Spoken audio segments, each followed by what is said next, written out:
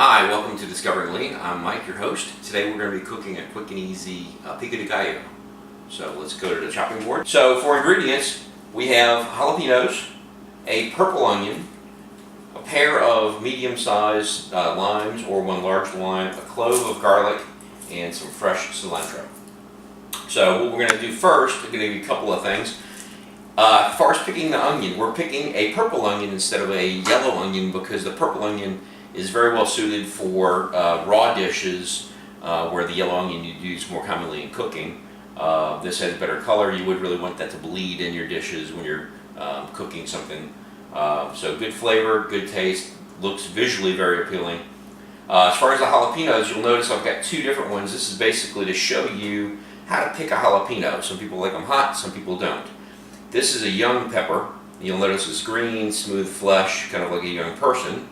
This is an older pepper, like me, and you'll notice that it has these basically stretch marks, striations across it.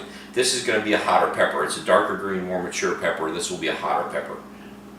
That's actually what I'm going to go with today because I actually like it a little hotter. So let's start preparing. We'll do first, we'll take the hotter pepper.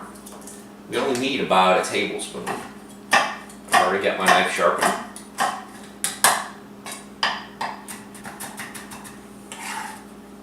Right into the bowl. Next ingredient is going to be the onion. Now, I prefer to cut the top end off. I call it top end and root end. You'll see the little root bulb there. So we're going to just cut the top end off. We're going to stand it up, cut the onion in half. We're only going to need half an onion for this recipe, so we'll set that aside. There's several different methods to chop. We're going to chop today in one method where basically we're going to cut the root end off also. So depending on your method, you might keep that on to expedite your chopping. We're going to peel the outer skin off. And what we're going to do, I'll move a little bit so you can see this. We're going to change the knife angle as we cut. So as we go to the top of the onion, we're going to move the orientation of the knife. So we're going to start keeping our fingers back into angle, chopping fine. And you're doing thin slices, and as you go, the knife is going more upright. So we don't need slices that long. So we got two different ways we can do it. We can cut it like that, and then cut it again in thirds. Put that in the bowl. As an alternative, you can cut the whole onion in thirds and do the same cutting method. I turn the onion around instead of moving the knife in both directions. I move it in one direction since I'm right-handed. I cut again. Cutting fine, little strips. Now a little cilantro. We like cilantro. You can use more or less depending on your personal taste.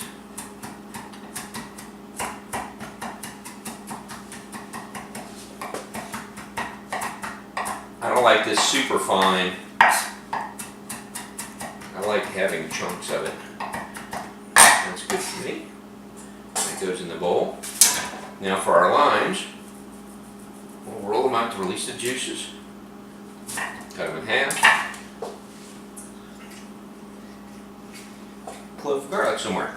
Now, some of you have probably watched cooking shows where somebody will put a knife on top, smash the knife. Unless you're comfortable with a knife, I'd hate to have somebody do that and actually cut themselves because I like a good sharp knife. Notice I have a knife sharpener always handy. So just smash it with the palm of your hand. That'll release the skin enough for you to get it off. And no worries about cuts. Garlic is usually fairly dull and does not cut well. So we're going to cut this fine.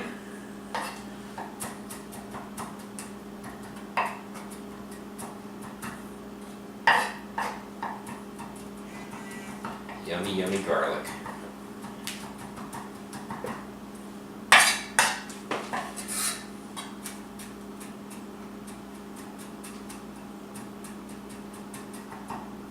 That's about what we're going for.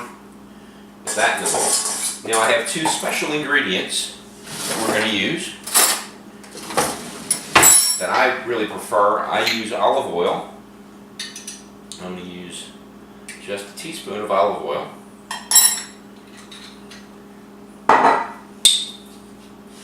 teaspoon of decent balsamic. Love the flavors it brings out. And we're going to throw just a pinch of sea salt on there. So we'll mix that together. Got one final ingredient going in here. Smells great already. We're going to get a tomato.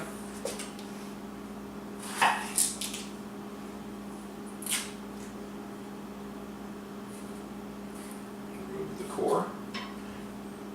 And you cut this.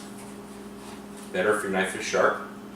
If it's not cutting through well, you can resharpen any time.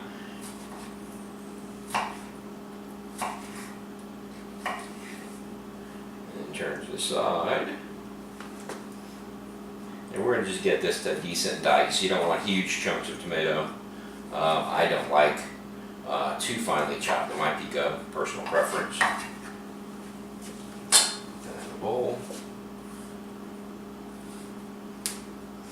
I don't even like people to talk to me when I'm cutting because I like to concentrate when I'm cutting, which is probably why I have a cut-free record so far.